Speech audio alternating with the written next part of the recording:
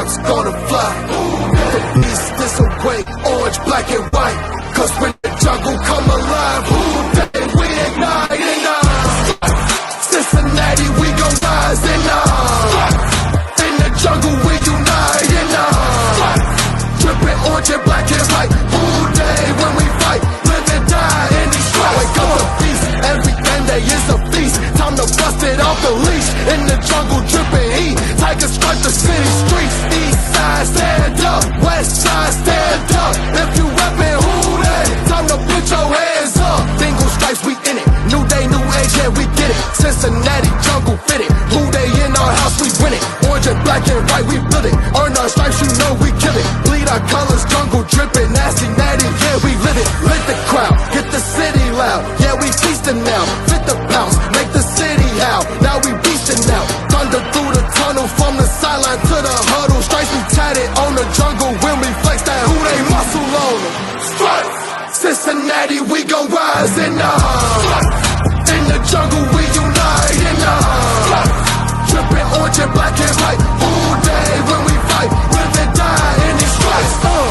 Stripes. Now who gotta move now who wanna move crossing on?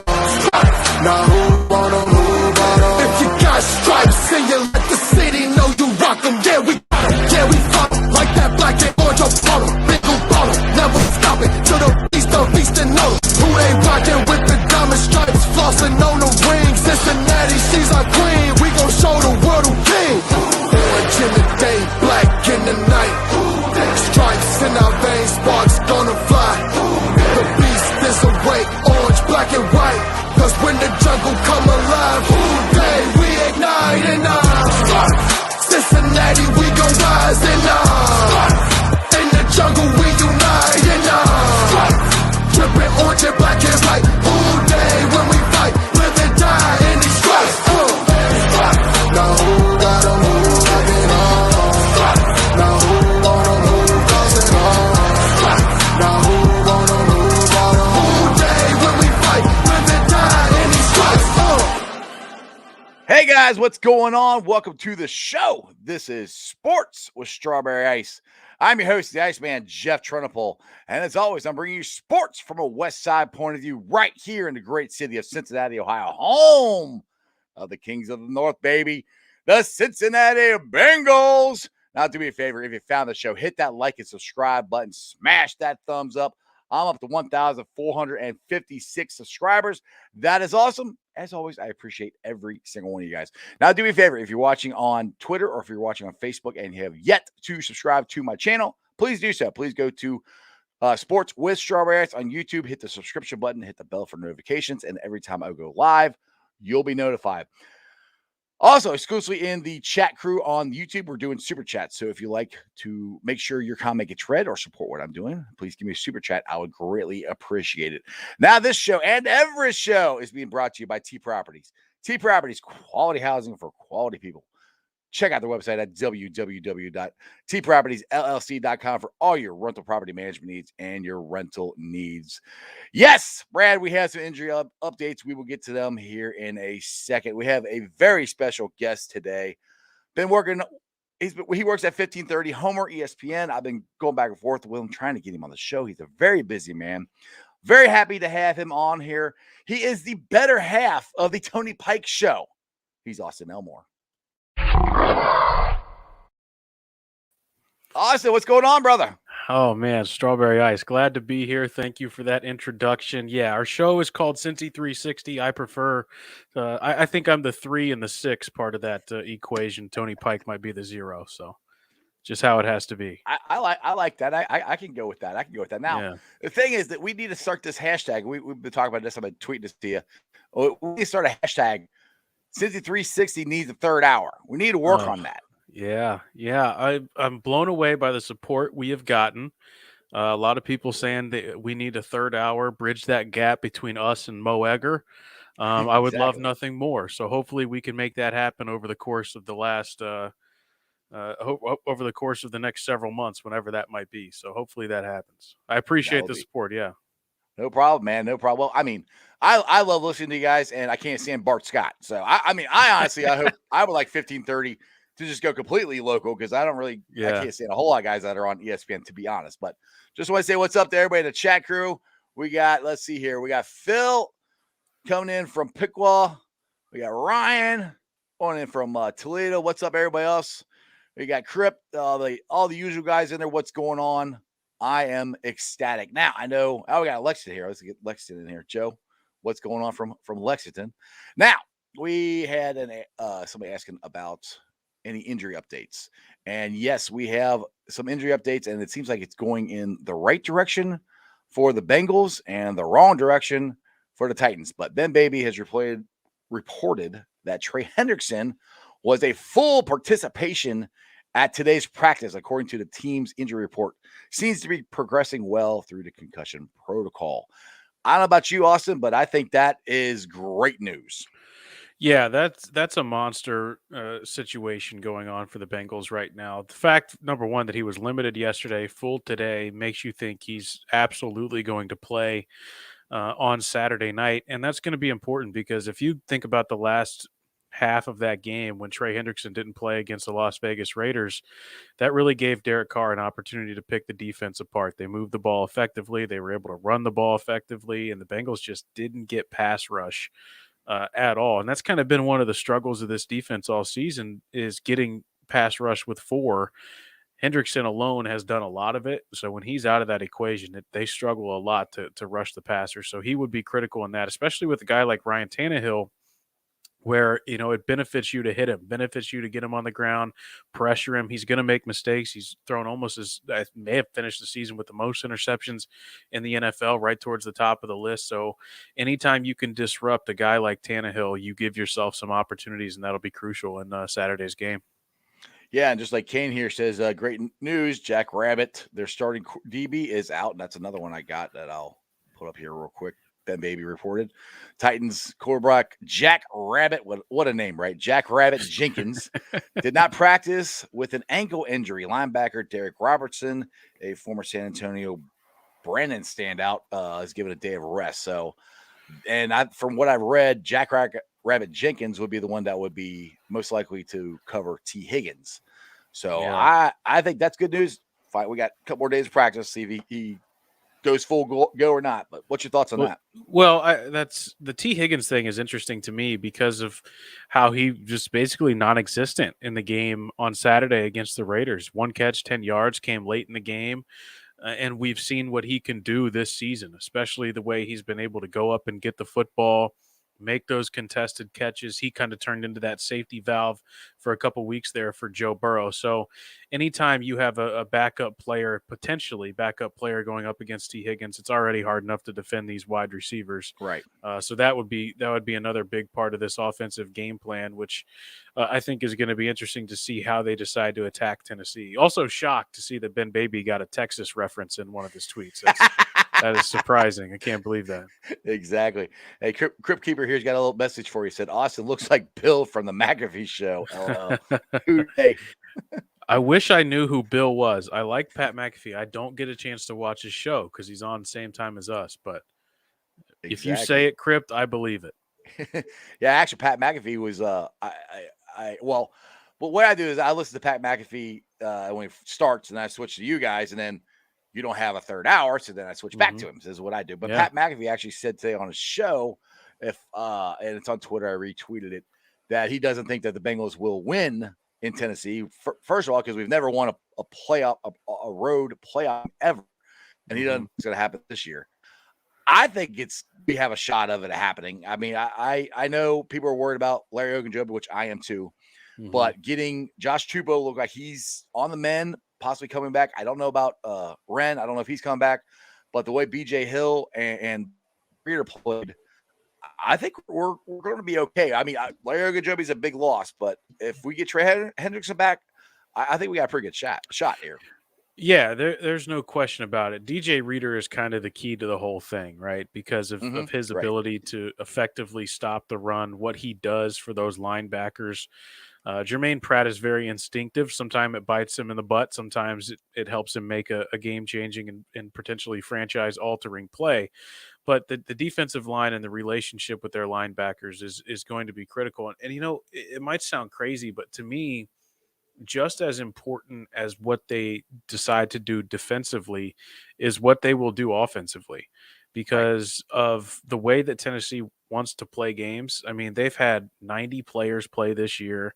They've had injuries to their best players. They've had a guy like Ryan Tannehill that they just kind of picked up off the heap and he has won playoff games for them.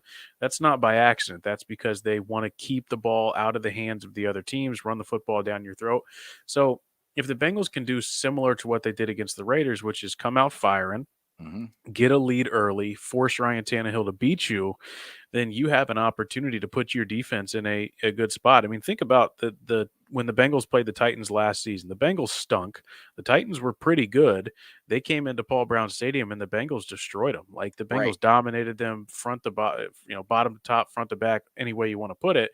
And a lot of that was because Burrow was out there making plays. He was cooking, doing his Mm-hmm. thing. And Derrick Henry had 120 yards in the game, but didn't really matter because they had to chase. Right, exactly. And that's what I've said this whole time. I mean, yes, the Titans defense is different than last year, but it's not that much different.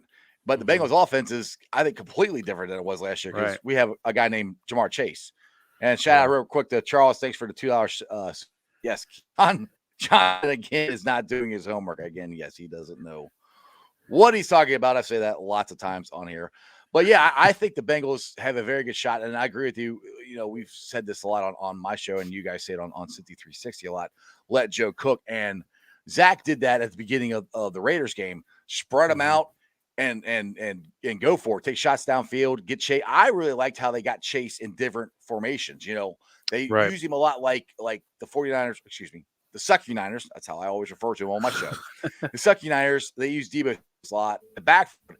I like that a lot to get the ball in Chase's hand in open field and let the man go.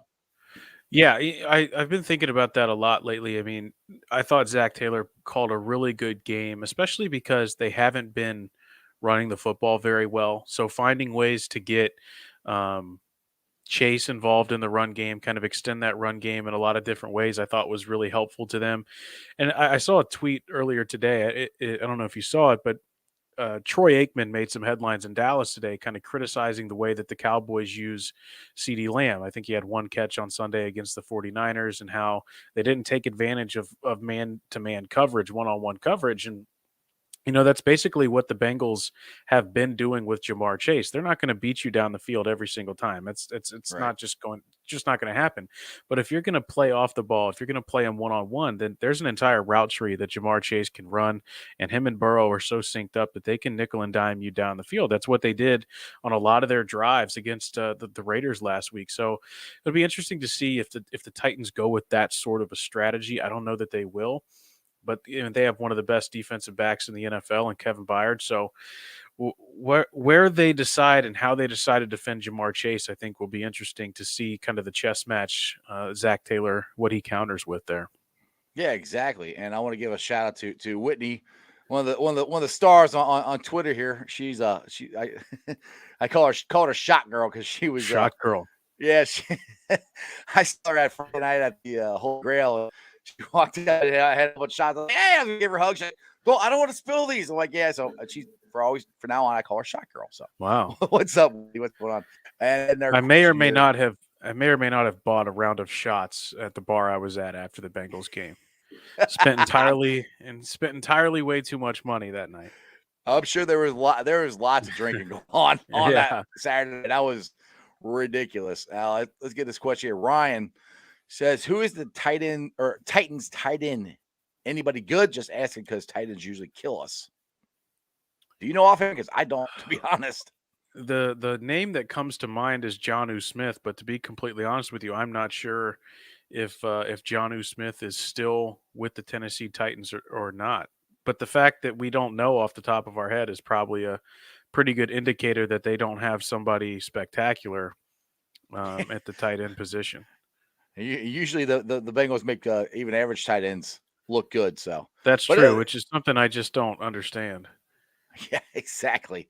I'm not sure. Hopefully we do better this game than we've done in the last couple games. But getting back, somebody asked in the chat if I'm going to Tennessee. Yes, I'm going to Tennessee. Me and Prince Ice and Matty Myers. we'll be heading down in the Jackpot Joey mobile. If you guys saw the story on Channel 12, we'll be heading down there bright and early, 7 a.m. Heading down there. I can't wait. I wish I could go down Friday night because I know Bengal Jim's got a big, not necessarily tailgate, but a big bar scene going on down there on Friday night with the Nashville Bengals fan club down there. But also, I gotta play this video here real quick, and I think this is really cool because everybody knows the show. You can see what I'm wearing. I'm always talking about Jackpot Joey, calling him Jackpot Joey this, Jackpot Joey that, and never really thought. Now again, it's not my idea. It's Matty Myers. It's his whole thing. Never thought it would actually catch on, but it actually got onto NFL Network. Check this out. Well, we all saw Joe Burrow's post-game look. Here it is, go viral after Cincy's win over the Raiders. Jackpot Joey, as the Bengals call him, showing up in the stylish shades. I don't know if you can hear that. The sound was pretty low, but they actually called him Jackpot Joey, and it actually made the Bengals video from Saturday too, 3 times on there. So I'm stoked about that. That's just pretty cool.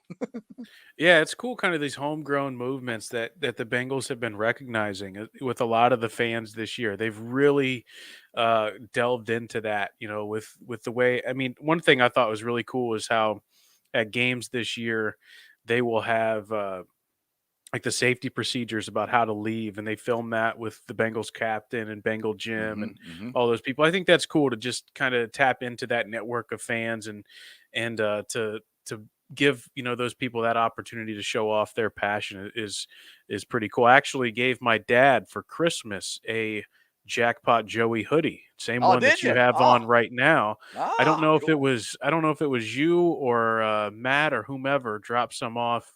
I think at the station or at Holy Grail or something. They brought him back, and I grabbed one for my dad, and he likes it. So that's awesome. Awesome. I'm glad he likes it. Spreading the word. We've dropped that stuff off all over the place. So it was one of us probably. Yeah. I'm glad you enjoyed it here. Try to get some of the comments here. Let's see here. Let's go to Kane here. He said regarding Josh Tebow, so keep in mind Josh Tebow took on Lamar on one-on-one in the open field. That's pretty damn impressive for a big man. I think Josh Tebow, and I know Jake Lisco on Locked on Bengals, that's like one of his favorite players. I think Josh Tebow doesn't get the accolades that he deserves. He's a lot better than I think he's given credit for. Yeah, sneaky good player, and then kind of lost in the shadows, A, of getting hurt, and B, behind 2 masterful seasons from Larry Ogunjobi and DJ Reader. He's been a critical role player at times for them. So, if he's able to go, that's obviously going to be a big lift. We've seen them earlier this week sign a couple of defensive tackles. I'm not sure that those guys are going to play a role, but they do have some NFL experience, so that's going to be important. And yeah, Tupou he's kind of an unsung hero. Pretty effective player considering where he's at on the depth chart. Yeah, exactly, and it's that to me that shows the depth that we've had on this team, and because he is in the background and he's had a very good year, and like you said, the free agency acquisitions we've had with Larry Ogunjobi this year and last year DJ Reader, and it goes back to the narrative that I always try to bust is that people don't want to play here, which is completely wrong. Those two have been huge. Larry Ogunjobi and DJ Reader have been huge for us, and now unfortunately Larry is out for the season. Have you heard? All I've heard is a foot injury. Have you heard any more other than that? No, I don't know exactly what it is. I would assume it's probably some sort of a break or something like that enough to keep him out. But yeah, I mean that narrative, if it wasn't already busted by guys like Ogunjobi and Reader having some success, it's busted with Joe Burrow coming up and being the quarterback that he is. I mean, we already saw Noah Fant, the Bronco tight end, tweeting about earlier this week about, wow, Joe Burrow has turned that franchise around.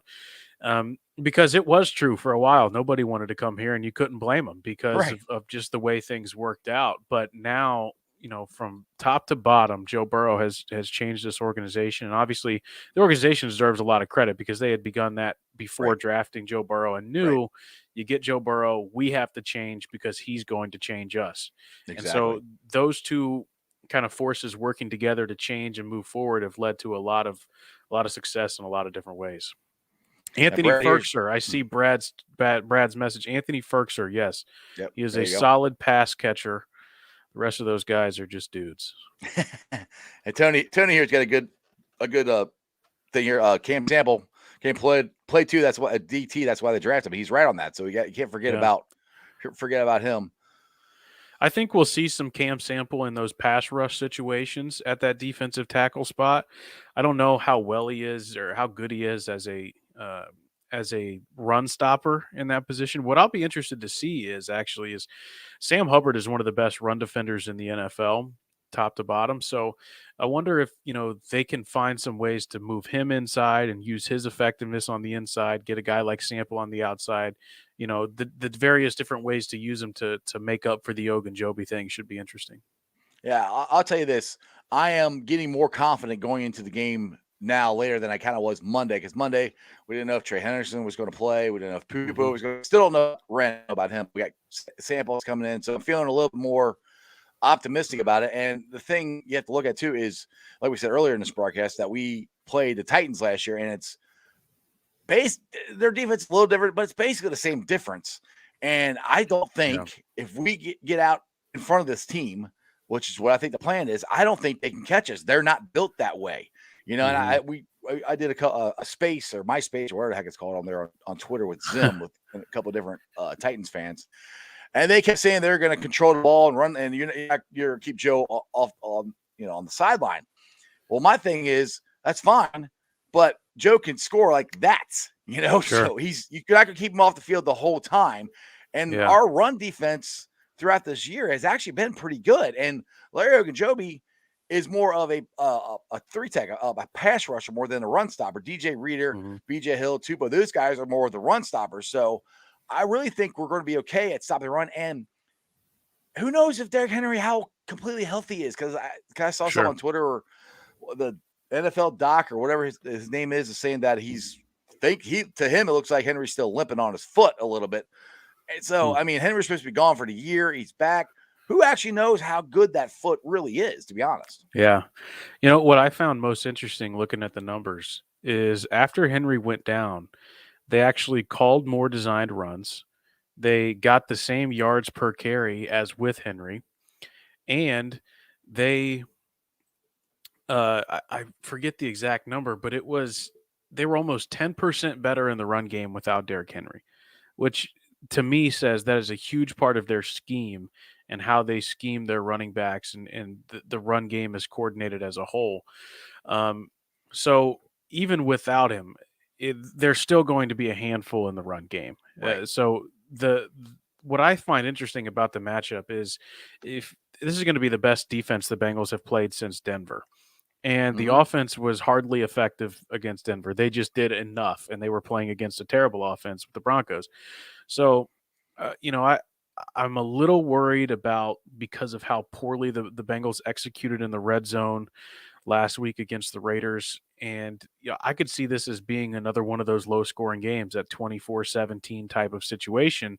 But, the Bengals, I think, aside from doing what we've seen them do the last couple of weeks, they've got to find a way to run the ball effectively and drain the clock as well. You don't want to get away from what you are, which is scoring and being and stretching the field and getting the ball in the hands of your playmakers. But at the same time, I mean, Joe Mixon's averaging 2.8, 2.9 yards per carry the last stretch of the season, and that's going to eventually come back to bite you. Yeah, exactly. I mean, and that's where I think the emergence of Chase and what they were trying to do with him in the backfield, that might be there might be some more plays in there for him in the backfield. And the other thing you gotta look at too is Prince and Akeem Adeniji are right tackle and right guard. Both of them are actually better pass blockers than they are run blockers. So that's another thing where I think Jackson Carmen is actually better at the run blocking than his pass. So that's another thing issue. I think that's what's changed with the running game. Sure. Whitney. Yeah, that very well could be the case. Yeah, we'll have to find out here. Well, Whitney's got a question here. She says, "Is the Titans stunning going to be an issue?" It was versus the Jets, Bears, Chargers, I believe. What do you think about their stunts? Yeah, big, effective defensive line. I think they're like 5th in the NFL total defense, 25th against the pass, and a top 5 against the run. When when I was thinking about this game and thinking about some of the clunkers that the Bengals have had this season, which is, against Chicago, against the Jets, against the Chargers, it was, what do the teams like Las Vegas, what do the teams like Tennessee, what are they going to pull from those games? And a lot of it was offensive line communication, miscommunication. One of the worst players to play for the Bengals this season has been Trey Hopkins. He's been downright awful. And when he's the guy that's in charge of your offensive line, that's a problem, right? That leads to a lot of communication issues. Then you have guys that are hurt. You have Jackson Carman, who's playing a little bit. They have Akeem Adeniji comes back in the middle of the season. Riley Reef gets hurt. That just all that works together. Right. Then you look at the way they played last week. That might have been the best offensive line performance they've had in 2 years. Yes. Yeah, Gave he up got sacked twice. Gave up 2 sacks. Both of them, I think Burrow kind of gave himself up, and didn't have a lot of problems in terms of pressure and getting pressure in his face. The Titans do get a ton of pressure on quarterbacks. So I don't know much about their stunt packages, but when you have a history of an offensive line that maybe struggles with those communication issues, they're going to throw everything at you. But Right. think about the pass rushers the Bengals have faced this year. Nick Bosa, Joey Bosa, the pass Myles rushers Garrett. they just faced. Yeah, Myles Garrett, Max Crosby, Yannick Ngakoue. I mean, there's nothing that the Bengals offensive line at this point in the season hasn't seen. Right. That's what I was trying to get across to the Titans fans is, yeah, your front four is really good, but it's not like the Bengals haven't gone against great pass rushers all year. Yeah. And the majority of the time, they've done pretty well with of keeping Joe Burrow upright for the most part. Not every game, but for the most part. And last weekend was, like you said, one of the best performances as far as the pass blocking goes. Run blocking was another issue, but hopefully, good. And I will also say, it takes some of the pressure off the offensive line and does them a favor when you have a guy like Joe Burrow that is elusive as he is. Right. Yes. When he can go off script, when he can make those plays, get out in that open space, throw the ball on the run. I mean, that bails out an offensive line too. And it can frustrate a defense when you feel like you were just getting there. You were just about to get pressure. You're about to get a hand on him. And then no, he gets out of there and makes a play. That can certainly work in the favor of the Bengals offensive line. Exactly, and that's one thing that's the difference between Jackpot at the beginning of the year and him now. The knee, I think, is way more healthier, and he's more sturdy and confident in the knee than he was at the beginning. At the beginning, he wasn't making those moves. He just wasn't, So now he is, and I mean, like the touchdown pass to TB this past weekend where he's almost out of bounds and throws it. I mean, I don't know if he makes that play at the beginning of this year, but for him to be able to move like that, that definitely helps out the offensive line for sure. Yeah, no question. His confidence right now is through the roof. Oh, yeah, it's definitely. Yeah, he got the shades on, man. You're going to wear shades to the press conference. you know you're something right there. They aren't cheap shades either. Those are Cartier. Ooh, they're nice. I don't have that kind of jack. Yeah. All right, Matt Crenshaw here says, do you think we will use any 5-2 defense on first down runs? That's a good question. It would be interesting to see. I was telling Tony, I think yesterday, that to me, a lot of the key for the Bengals defense is going to be how they defend Tennessee on first down, right? Because the last few weeks, Bengals defense has done enough to get off the field, but they really haven't been very good on third downs. And a lot of that has to do with the fact that they've had a lot of third and short situations, those third and manageable. So if you're giving up chunk yardage on first and second down, especially those running downs on first down like Tennessee likes to run, you're immediately putting yourself in the behind the 8 ball. So I do think that that's probably something you could see, especially with how well the secondary played. Jesse Bates played his best game of the season on Saturday against the Raiders. Von Bell has been solid. Almost had the interception. Eli Apple is taking steps forward each week, it feels like. Chidobe Awuzie, you could argue, has been the best player on the defense all season. So when your strength is your secondary, you can maybe take a few more chances by putting some guys in the box. And again, nobody is really afraid of Ryan Tannehill. Right. Yeah. Exactly. And that's the funny thing. I'm in this space again on Twitter. These Titan fans are trying to tell me that Ryan Tannehill is Joe Burrow. I said, "Are you freaking kidding me? Have you watched Jackpot play? They're not even close. I mean, Tannehill's a solid quarterback, But if you don't have Derrick Henry, you're not going anywhere. Or their running game or any of that, which I know you say Derrick Henry's been out, but the running game and their defense in general, they're not going anywhere. So I'll get to. I kind of talked about this already, but Caphole here says, "Do you think we would stop Derrick Henry without Ogunjobi and maybe Henderson?" But I think Henderson is going to be back. So that's kind of what you were just talking about before. Yeah, I think Hendrickson will be back. The other thing is linebacker play, right? We feel like we didn't hear a ton from Logan Wilson. Jermaine Pratt has been kind of a roller coaster. I think Jermaine Pratt, what's funny about him is that you don't really know what you're going to get from a snap-to-snap basis from him. Sometimes he's just going to go flying in there and make a play, and other times it's like, what the hell are you doing? So that's going to be key. I mean, those guys playing their gaps will be massive. And one thing actually the Bengals haven't struggled with a lot this year that is going to be massive, especially if Henry's in, is tackling. The Bengals have been a solid tackling team all season long. That is one big dude they got to tackle. Right.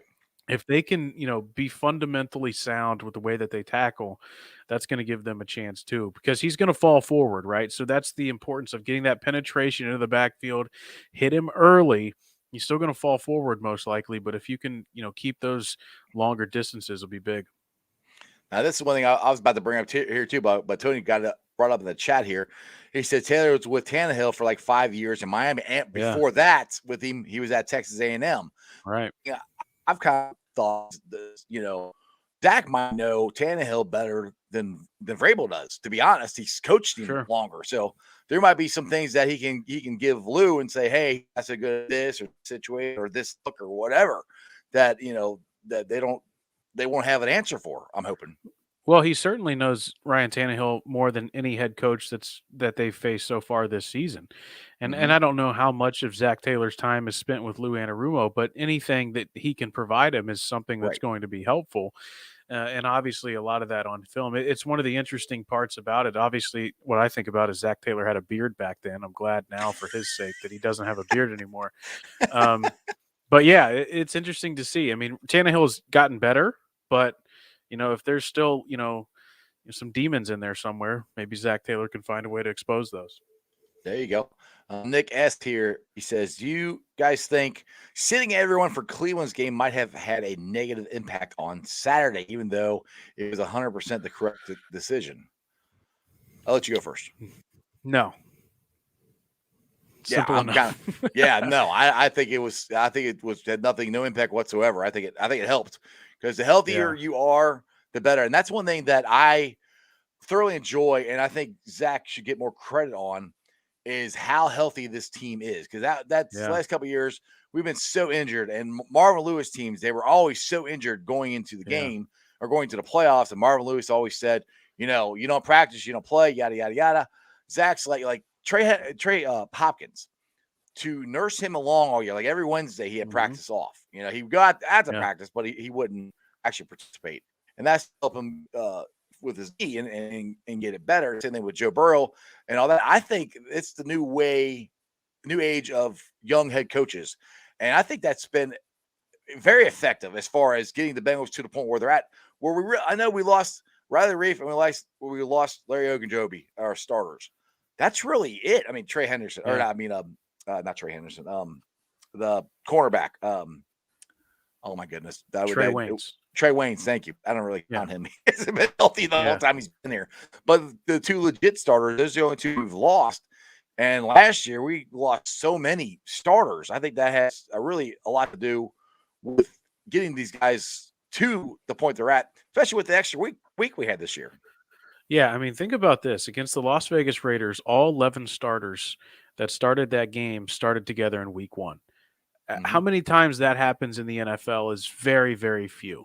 And that obviously, when you have that many reps together, it plays a huge role. I don't know how much of a role a head coach plays in that. I'm sure he does. I think your point about Marvin is correct. He was kind of hard-nosed about that and about practice. It's also just guys are different now, especially some of these guys that come up in these massive programs like the Bengals have loaded their roster with, the Clemson and the Ohio States and those type of schools that they have a bunch of players from. I mean, those schools teach it the same way too, where, guys aren't going to overwork themselves because there's plenty of depth at those schools. And I don't know if I'm making sense at all, but it's just kind of people have changed, the game has changed, and coaches have changed. Yeah, exactly. And you have to change. You have to be willing to change with the times, and that's one thing about Marvin. I Sure. love Marvin Lewis. I'm Yeah. not trying to talk bad about him at all. He took us to 7 playoffs. We never won one, but he got us to a certain level. But you have to be able to change with the times, the way the new age of Mhm. football is. Like right now, I mean, it's a passing league. If you don't have an Yeah. offense, I mean, you don't have an offense to pass the ball. I mean, now the Titans don't have an offense really to pass the ball, so they're more old school. We'll see how it works. But most of the teams that are in the playoffs, they're throwing the ball all over the place, and they're resting guys. These are the new things, the new age of the NFL. No question. See, let's get to Kane here. He said, "Yeah, Tony and the Texans and Jets got them also. The Titans are good, well-coached team, but they aren't a juggernaut at all. If Burrow is locked on of these other things will not matter." As I'm trying to raise long ones, it gets kind of confusing. It's actually strange how much the Bengals and Titans season have mirrored each other. They've had some really very impressive wins. They've had some less than impressive losses against teams that they shouldn't have lost to. I mean, the Titans lost to the Texans, but We they lost went to the out and Jets. we lost to the Jets. They went out and hammered Kansas City. The Titans have played just very up and down football. I do think they're two very similar teams. And Tony had the stat earlier on our show talking about DVOA and how the Titans actually have the worst DVOA of any number one seed since the playoffs began. So that kind of goes into to show that they're the number one seed, but they have some flaws as well. They're beatable. And, like you said, if Joe Burrow is playing at the level that he's played over the last 5 games, which is the best in NFL history from a quarterback rating wise, then you have a chance to beat anybody. Exactly. And that's one thing I said. That's why I was so excited. I think the whole city was excited about getting Jackpot Joey Burrow, because once you have that quarterback, and I think I said this on yesterday's show, that I think the quarterback position is the most important position in all of sports. If you had that elite quarterback, it makes up for so many other deficiencies. Like we just talked about on this show here, the maneuverability that Jack or that Joey has, because the offensive line, it's better. It's still not where we all like it, but it has helped him be able to get out and get outside the pocket and make moves. And not all quarterbacks can do that. I mean, Carson Palmer was a statue back there. He didn't get out very often to do that stuff, but this is stuff that Aaron Rodgers does. This is stuff that Patrick Mahomes does. They get out and they move. And when you have that piece, it helps so much. And I still remember having a debate with people on Twitter that they think we should have drafted Chase from Ohio State. Chase Young, Chase Young, thank you.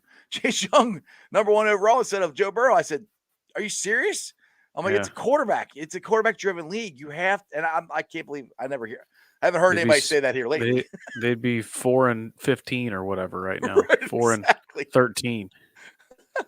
Let's get the Cowboy here. He said the Titans are a good team, obviously playoff worthy. The fact that they are number 1 should not, and I think it will not affect our mindset toward them at all. No, I don't. I think the confidence in this team has. I don't think anything's scaring them, to be honest. No, I think I'm glad he brought up mindset, because I think after last weekend, things have kind of completely changed. First of all, I don't think that this team gave much thought to the 31 years going into Saturday against the Raiders. But we in the media, that is the narrative, and it's less about the players on the field and more about the organization as to can they get past and over this hump. So they did. All that pressure, think about it now, all that pressure is off those players. Right. They are already a year ahead of schedule. I've said from the beginning, even before they played on Saturday, I didn't care if they won or lost, because in my mind, they've already exceeded expectations. Absolutely. I thought they would be right around that 6-win mark. Here they are. They've won 11 games. They're in the second round of the playoffs. So all that pressure is off them. They feel like they have nothing to lose. They're still very healthy. They were at one point this season better on the road than they were at home. And Burrow is unfazed, and you've Mhm. talked about that. The weather is not going to be awful. It's not going to be perfect. It's not going to be terrible. The Bengals have played in worse. Probably played in worse on Saturday. So the fact that it all the way around is a relatively even playing field should give fans a lot of excitement. Exactly. Like Whitney said this team is a bunch of myth busters and exorcists. Yeah. Cursed and jinx don't matter. And that's the other thing. You can look at it this way, and Pat McAfee brought this up, and I never really thought about it, but this organization has never won a road game ever in the history of the organization. Yeah. So I think that's another thing that they're going to debunk here come this Saturday. At least I hope so anyway. They certainly have the opportunity to do it. It wouldn't surprise me at all if they did. Exactly. Now, before I let you go here, I got to find out you and Tony, and I think Mo, you guys had a bet, right? And you ended up losing it, right? I did. I lost it terribly. What was the bet again for people who don't know? The bet was we had a sheet of every single bowl game, and we had to pick the winners with the number, whatever the spread was, and whoever finished last had to bartend for 2 hours at this bar in Reading called Augie's, and whoever lost has to pay for the other two's drinks that Oh night. boy. Oh boy. And it actually came down to the LSU game Mm-hmm. between me and Tony. And I picked LSU. This was before I knew none of their players were playing. And I remember you talking about this on the show now. Yes, and I remember LSU this. got beat like a drum. Yeah. And so now we're hopefully in the next couple of weeks, we'll be arranging this so we can go to Augie's and I'll be behind the bar. I don't know anything about bartending. I've never done it once in my life, but the people of Reading and of Augie's seem to be very excited. So I know it's going to be a fun night. I hope I can just make some money off tips. I hope I can break even. There you go. There you go. Well, the legend Tony Pike is going to be there, so you know, Yeah, it's it's his going to neck be of in the trouble. woods. It's going to be trouble. He's going to be buying rounds for people, and it's going to be bad. Now, tell everybody you actually have your own podcast here too. Tell some people about that too as well. I do. Yeah, I have a podcast called Ball Don't Lie. You can find it anywhere you get your podcasts, Apple Podcast, Anchor, Spotify, all those different places. I just do it once a week, usually about half hour, just whatever is on my mind about sports.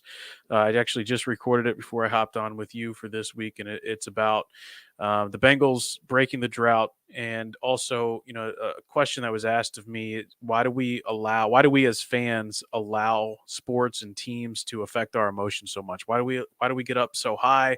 Why do we get down so low? And I sought to answer that question on this week's podcast. So, Ball Don't Lie with Audie Elmore. It's everywhere you get your podcasts. Awesome. You definitely have to download it and check it out. And then you can listen to you and Tony every day. Only for 2 hours though. We need a third hour. Working on that third 360. hour. Noon to 2, Cincy 360, ESPN 1530. You can follow Tony at Tony_Pike15. Follow myself at Audie Elmore, AUTYELMORE. We're usually tweeting stuff out. Podcast available on the iHeartRadio app. You can also listen live on the iHeartRadio app, plus on your dial at ESPN 1530. Awesome. So now I've had you on the show. I had Jeff Carr, who actually doesn't. I don't think he works there anymore. He just does the lock. He doesn't. Love my guy Jeff. Good guy. Jeff's a great guy. I've had Mo on here. I gotta get Tony on here. We gotta get Tony Pike. You have to give Tony Pike crap that he has to come on. I will. The Sharp Show. Oh, and by the way, I forgot to bring this up real quick because you guys were talking about the third hour last week, and I think you guys said on the show, if I sponsor your hour, and I said, or you said I should sponsor your third hour, and I said, well, you guys sponsor my show, I'll sponsor your third hour. So something to think about. I might have to bring that up. Might be part of the negotiations. There you go. All right, Austin, man, I appreciate you coming on, brother. Anytime you want to come back on, just hit me up. And hooday, man, Jeff. Thank you very much. No problem. See ya. All right, guys. I hope you guys enjoyed that as much as I did. Go download his podcast. Check him out on Cincy 360 every day from noon till 2. Like I said, I really actually thoroughly enjoy him and Tony Pike. I don't always agree with everything they say, but I enjoy their show together and just the banner they have back and forth. I think it's a lot of fun. All right, let's get some more comments here, and then I think I might roll on out here. Cat Paul, with those first playoff games, nerves are gone. I'm hoping for some more 500 passing yards from games from Jackpot. I hope you are correct. That would be unbelievable. And I really do think that's there's a very good chance. I just don't see their cornerbacks aren't as talented as our wide receivers. They're just not. I don't care what Titan fans say. They're just not. When we have the Migos, we have Chase, we have Higgins, we have TB, and you still got Zama, who, by the way, was the second leading receiver in the playoff game. We have all of them. You can't stop everybody. You just can't. And that's the thing to me where I'm like, we are more talented offensively than they are. They're probably more talented in defense than we are. But once you get out in front of them, and their talent is their front four. If our offensive line can hold off just enough so Jackpot can get the ball off to Chase or TB, I think it's good. We're going to be having a blast down in Tennessee.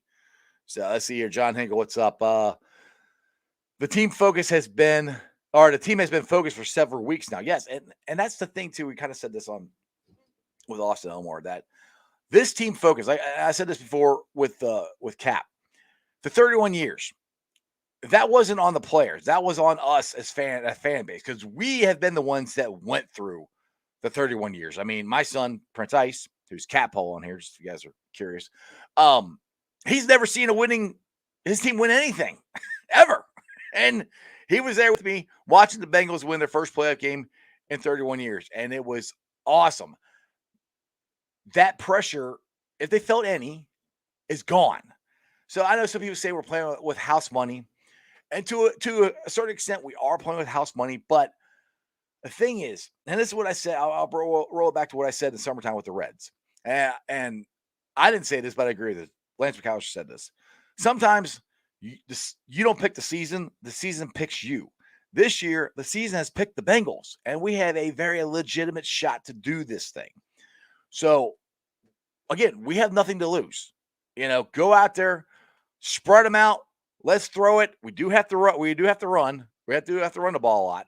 But I do think we can get there and we can throw it on them. I mean, we put 41 on the Ratbirds. We put 40 on the Squealers. We can do this. It's not out of the realm of possibility. And some of these Titan fans that I've talked to are so cocky, like they've done something. I mean, yeah, you get the number 1 seed, but they're like, yeah, we beat Kansas City. Okay, you beat Kansas City when Patrick Mahomes wasn't playing that good. You beat Buffalo when Josh Allen wasn't playing that good. Those two teams are playing, and their quarterbacks are playing better now. Jackpot Joey Burrow is playing as good or better than any of those guys right now. So that's where I'm thinking, you Titan fans, don't sleep on the Bengals, man. I'm just saying. I'm not saying it's going to be a blowout. I think it's going to be a close game, and it might be Money Mac or Shooter, as looks like that's what the players are calling them. So let's see here. Jeff Holmes, let's get to your share. Man, I wish I could make it to Nashville, be a part of, but those seats are pricey. For me, I'll be watching from home this weekend. Yeah, like I said, they are pricey. Like I said, we're sitting in the sky, but it's a once in a lifetime thing. We're not going to go to the AFC Championship game. I mean, the Bengals are, but me and Prince Ice are not. But Super Bowl, you never know. We'll find out. Cat Pull, Jackpot is good under pressure, and he's been all season. So that line might not be as important as you think. Well, you're right. And the way he moves, like I said, he's very elusive. I mean, he threw the ball. He was almost damn near out of bounds when he threw the touchdown to Tyler Boyd. Joey can move. Those are the things that he can do now that he couldn't do at the beginning of the year because of his knee. And that man is going to fight and fight and fight until he can't fight anymore. And the other thing that Joe's done really well, he has a third interception in, I want to say 3 games, maybe 4 games. I mean, his passer rating is ridiculous. So he's been playing out of his mind, his best play of the year so far. And I think Dan Horde asked him this in the press conference, if he's ever sucked in a playoff game, any playoff game his entire life, from, Pee-wee to high school to college. And he's like, no, I usually do pretty good. I love it when he answers stuff like that. It's awesome. All right, let's get to a couple more here. Let's see here. No, Tony, I made it without crying. Thank you very much. All right, Kevin. Who got your back? Why not us? Who dey? All the way, baby. Exactly. I couldn't have said it any better myself. Jeff Holmes. What a difference a couple of leaders, Burrow and Taylor, make in the locker room, and a few in the organization on how the Bengals are viewed from here on out. Exactly. I when you have those guys, and that's the one thing that I will give Zach Taylor and Duke Tobin credit for, is big Bengal, big boy Bengal. Yeah, I think you're the one that tweeted out and said I could have been the big boy, the Bengals big boy with my my overalls.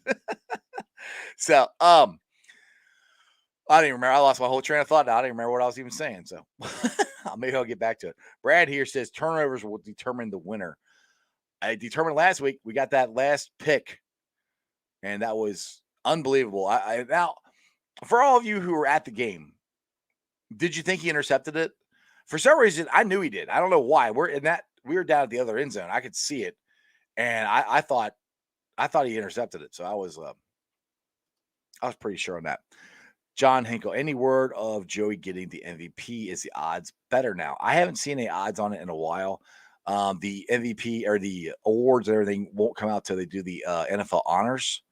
And that's, I think it's in between, or it's after the season. I think it's in between the Super Bowl or it's after the Super Bowl. I'm not sure. Great. Yeah.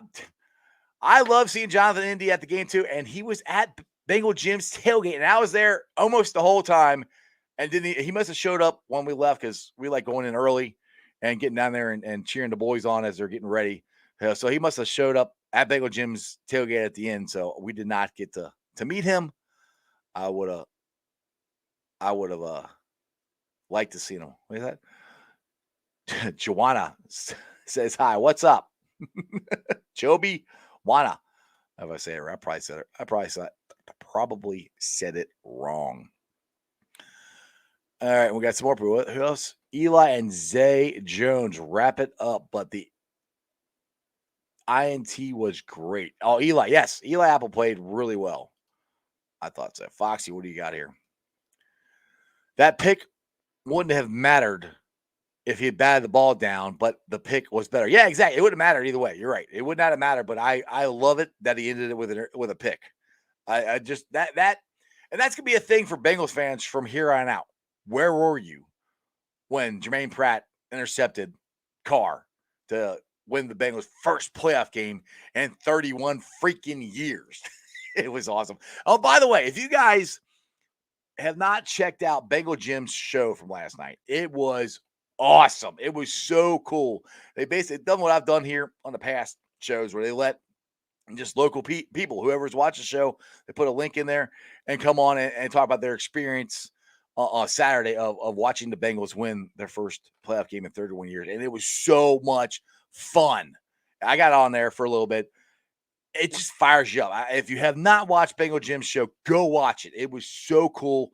Just the energy in this on that show is the energy that's going around in the city about the Cincinnati Bengals and what they are doing right now. It's awesome. Tony, what do you got here? He said, it's perfect. Can he erase the perfect? Yeah. That whole thing erased everything. Erased everything. And I kept saying this Saturday. I kept screaming it. 31 years ends today, and it did. Now, Saturday, I'm going to be like, Bengals are going to get their first road playoff win. Let's go. I cannot wait. All right. I'll try to read your name here. The Positive Universe Project David G says, watching Bengal Jim in tears in the final whistle was awesome. Yeah, there was lots of us in tears. I was in tears. I was hugging everybody. I was hugging total strangers. It was awesome. Let's see here. Haas, what do you got? Saw you on there. Had me all emotional. Who day? Yeah, it was cool. I mean, I tried to get through it because, like I said, once I start talking about watching the game with my son and everything, I started getting a little misty-eyed, but it was awesome. Foxy, let's see here. You in my living room because I can't buy tickets. Hey, man, be a Bengals fan wherever you can, man. There's years and years that I could not afford season tickets. So be a fan for wherever you are at. It is not a problem whatsoever. Be loud, be proud. And Foxy, I won our victory lap. Okay. I saw one in the ice cave a couple weeks ago. I didn't see one this week after the playoff win. I'm a little disappointed. I went and did one, and I was like a short one. I ran down my front yard and gave it to Prince Ice, and he ran around because, like I said, I stood up for 12 hours, and I'm almost 50, and my legs are sore. So it was really hard to make it around the cul-de-sac. Hooday. John Hinkle, prediction for the Bengals Titans. Bengals 31, Titans 24. MVP of the game is our kicker. Shooter! Or Money Mac, whatever you call. Like I said, I really do think it's going to be a tight game. I would love us to just blow them out. It'd be a nice, easy win. That would be great, but I just don't see that happening. I just, I think the Titans are too good of a team. Their defense is too good, but I think we have more firepower than they do. We'll find out. Rob, honestly, don't remember much after Pratt's INT. I fell to the ground. It was all I had left. People in the stands around me were pretty concerned. They're like, oh, did he have a heart attack? Did he die? Ken, what's up? Holding it down from Knoxville, Tennessee. As the Bengals fan, hey, are you going to make the trip over to Nashville? I know it's Knoxville, Tennessee. Knoxville and Nashville are somewhat close. If you are, at least come tailgate with us. We're at Bengal Gyms whenever he verifies where it's going to be at. We're going to be there. Props.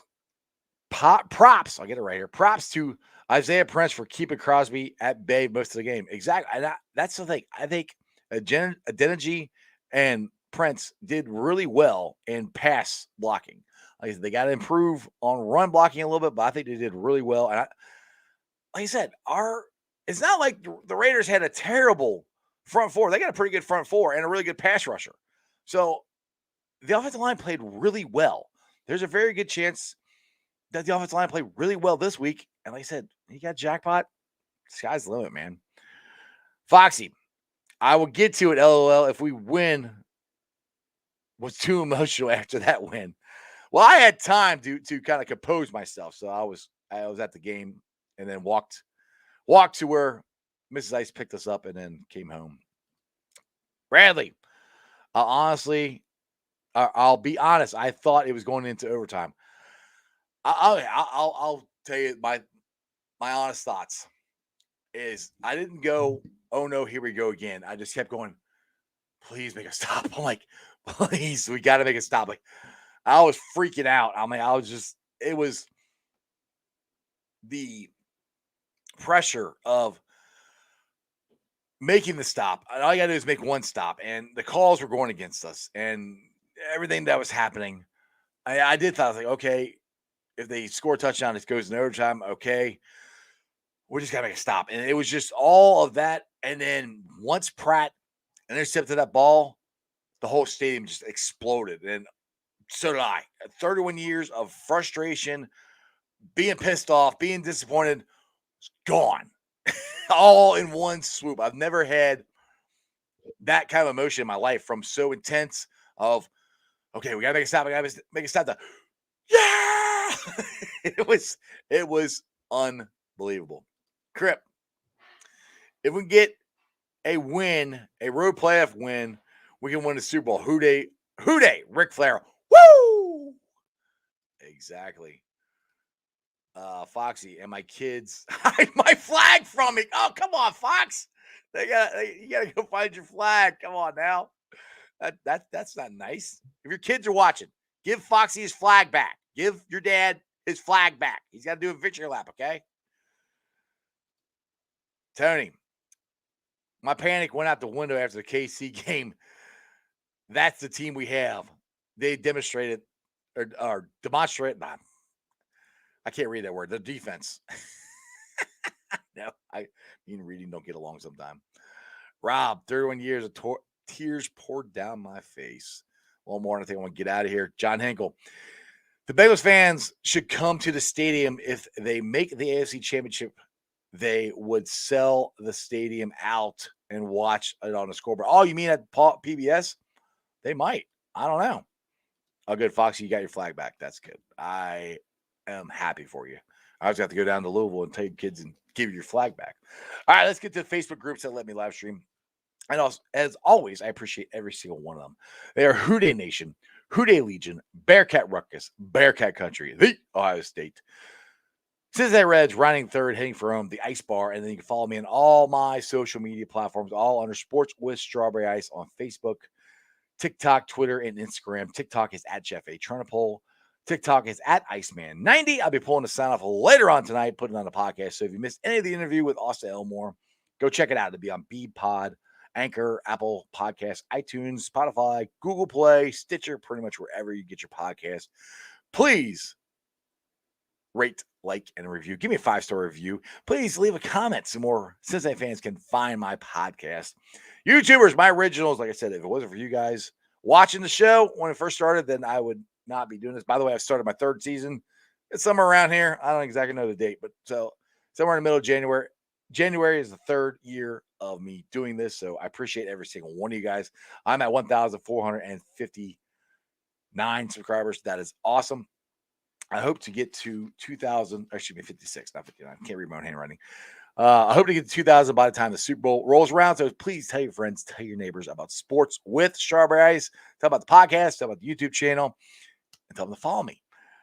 And other than that, as my boy who someday will come back on the show, he's a very busy man, Jeremy Dimebag D likes to say, Cincinnati fans, remember one thing and one thing only.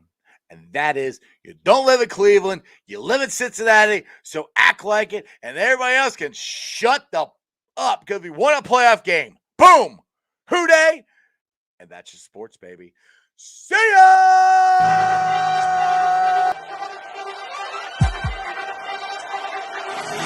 Let's go.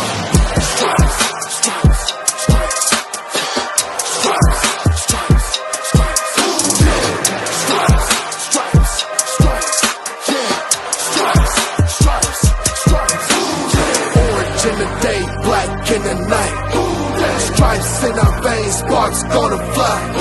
The beast disobey, orange, black, and white. Cause when the jungle come alive, Houday, we ignite in Cincinnati, we gon' rise in the jungle, we unite in dripping orange and black and white. Houday, when we fight, live and die in these stripes. Wake up the beast, every game day is a feast. Time to bust it off the leash. In the jungle, dripping heat. Tigers strike the city streets. East side, stand up. West side, stand up. If you reppin' Houday, time to put your hands up. Bengals stripes, we in it. New day, new age, yeah, we get it. Cincinnati, jungle fitted. Houday in our house, we win it. Orange and black and white, we build it. Earn our stripes, you know we kill it. Bleed our colors, jungle dripping. Nasty, natty, yeah, we live it. Lit the crowd, get the city loud. Yeah, we feasting now. Fit the pounce, make the city howl. Now we beastin' now. Thunder through the tunnel, from the sideline to the huddle. Stripes be tatted on the jungle when we flex that Houday muscle on them. Stripes, Cincinnati, we gon' rise in the jungle, we unite in dripping orange and black and white. Houday, when we fight, live and die in these stripes. Stripes. Now who gotta move like it on? Stripes. Now who wanna move closing on? Stripes. Now who wanna move on? If you got stripes, then you let the city know you rock 'em. Yeah, we